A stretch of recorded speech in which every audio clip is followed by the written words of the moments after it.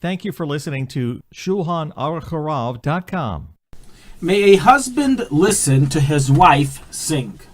Quite often in a home, the wife chooses to exercise her vocal cords with splendid sing-like music, either during the time of singing Zmiris on a Shabbos table, or for the sake of lullaby, to soothe a crying child, or mere out of joy, habit, and skill. Now the question is asked, may the husband be around when the wife is doing so? May the wife do so when her husband is there?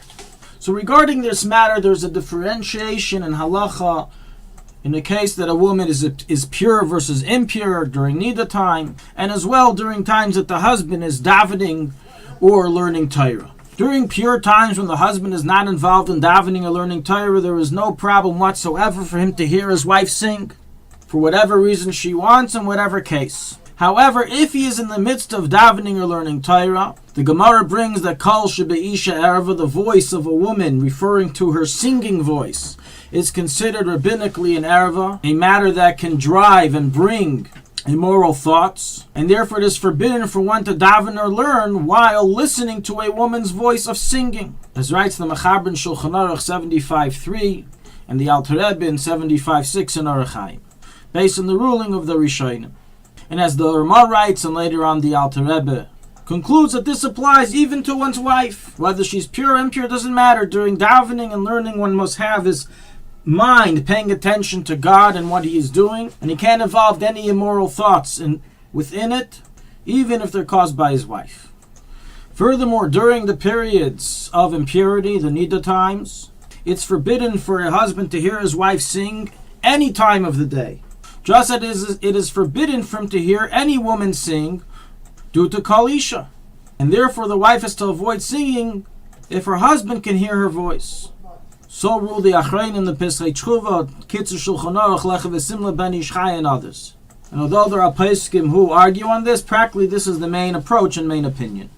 Now that we have the general rule, let's discuss some particular cases. May a wife sing a lullaby to soothe her baby to sleep if her husband is around. So during times of purity, obviously this is not a problem. If her husband is not in the midst of davening or learning, or during times of nida, it is forbidden for her to do so if the husband is around and can hear her. Although the Ben Ish Chai writes that in a time of need that the baby's crying cannot be soothed in another manner, then she may do so even during the nida times, even if her husband is around. However, ideally her husband should try to leave the room or close his ears to avoid hearing her voice.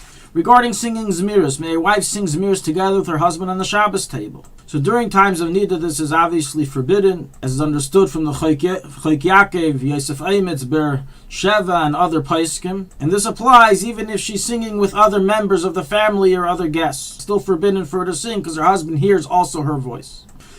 However, during times of purity, the implication is that it is permitted for her to sing Zmiris, even though there are words with a Torah connotation being said by her, as this is not considered learning Torah. Nonetheless, some write that she should avoid singing Zmiris that contain psukim or that mention Hashem's name.